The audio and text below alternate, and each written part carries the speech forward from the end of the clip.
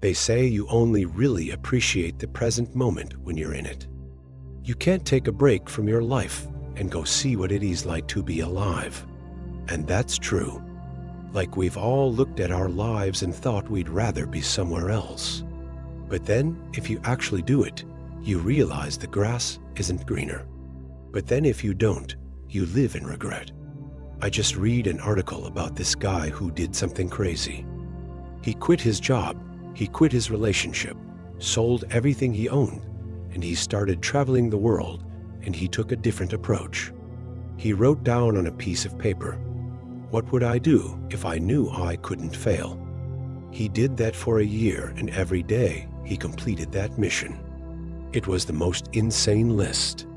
He swam with dolphins. He learned how to surf. He traveled all around the world, met new friends, developed businesses. And after a year of doing that, he became so fulfilled, so grateful for the life he was living. It was insane. And I think that's something we should all try. Not necessarily sell everything you have and travel the world. That's not necessary. But figuring out what are those things you always wanted to do, whether it's learning a language or playing an instrument or developing a business. I am a huge fan of What Would I Do If I Knew I Couldn't Fail? Because there is so many things we want to do, but we feel like we could fail, and it scares us. So that question eliminates fear because it's like, well, you're gonna do it regardless. What would I do if I knew I couldn't fail? So I want to talk about something kind of similar today. There's a quote that I love that says, "Happiness is not the ultimate goal. The ultimate goal is meaning. We all chase happiness. Maybe we look for it through social media, through relationships, through our career, through shopping, eating. We use food as a coping mechanism. We drink, we watch porn. Anything to get the next hit of dopamine because we want to feel good. But it's never enough. In fact, I think it's making us worse at feeling good. If you look at the research on happiness, 50 years ago, people were happier. They had less stuff. There was no iPhone, no social media, yet they seemed to be happier. The problem is we've turned happiness into a drug. If we're bored, let's check Instagram. Let's see what's going on in the outside world. Let's compare ourselves to others. Why are they living better lives than us? Let's scroll down this rabbit hole of comparison. And we forget how to just enjoy what we have because we are so busy trying to get more. The Stoics taught us to stop chasing happiness and instead find meaning. We can't control our emotions. We can't control how we feel, but we can control what we do. So instead of asking, how can I feel better? How can I be happy? The Stoics would ask, what do I need to do to be a good person? The Stoics believed that virtue and happiness were connected. If you're virtuous, then you'll be happy.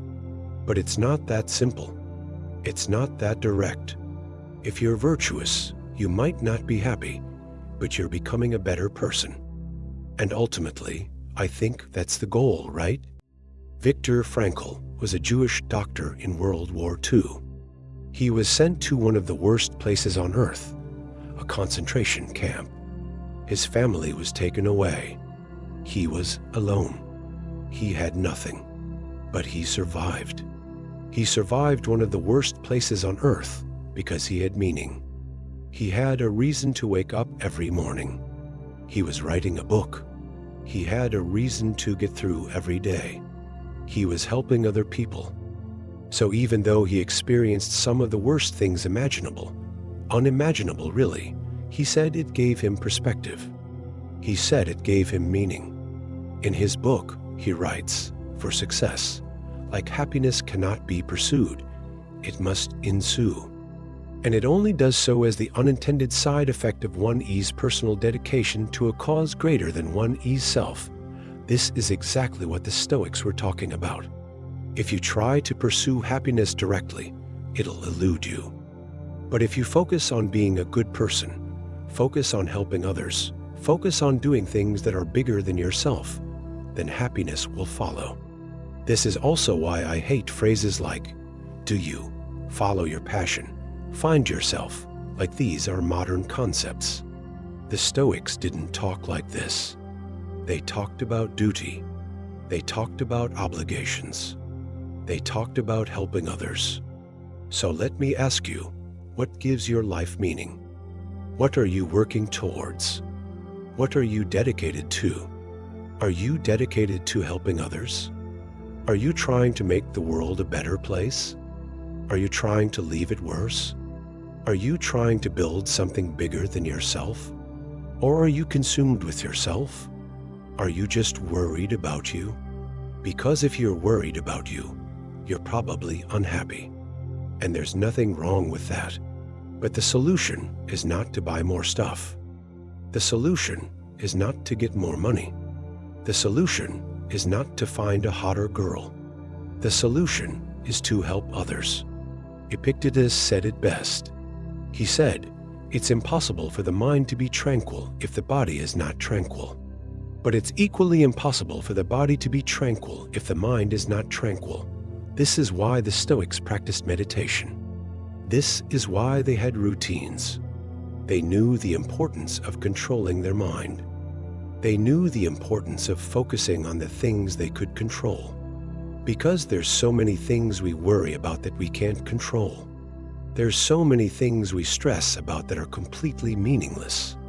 One of my favorite stories about Epicurus, the founder of Stoicism, he was walking through Athens, and he saw a slave, and he heard him crying and complaining about how miserable his life was.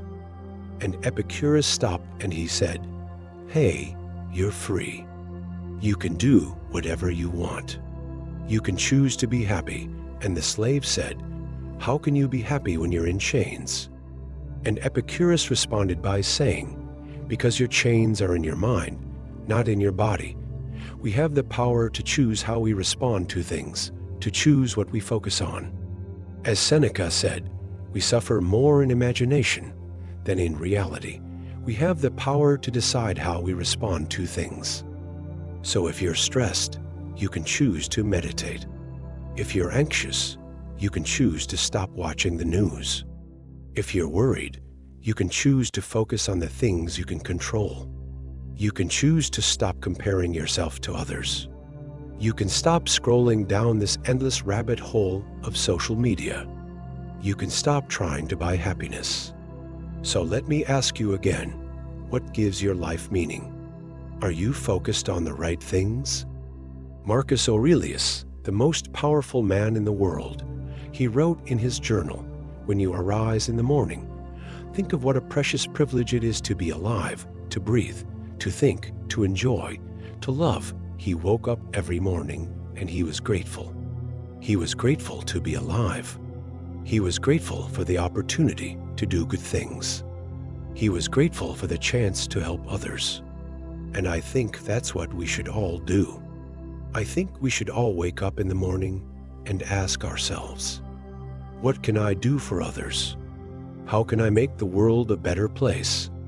When you focus on others, when you focus on helping others, when you focus on building something bigger than yourself, then you find meaning. And when you find meaning, you become happy. So I hope you find meaning. I hope you find happiness. I hope you stop chasing happiness and start finding meaning. Thank you so much for watching.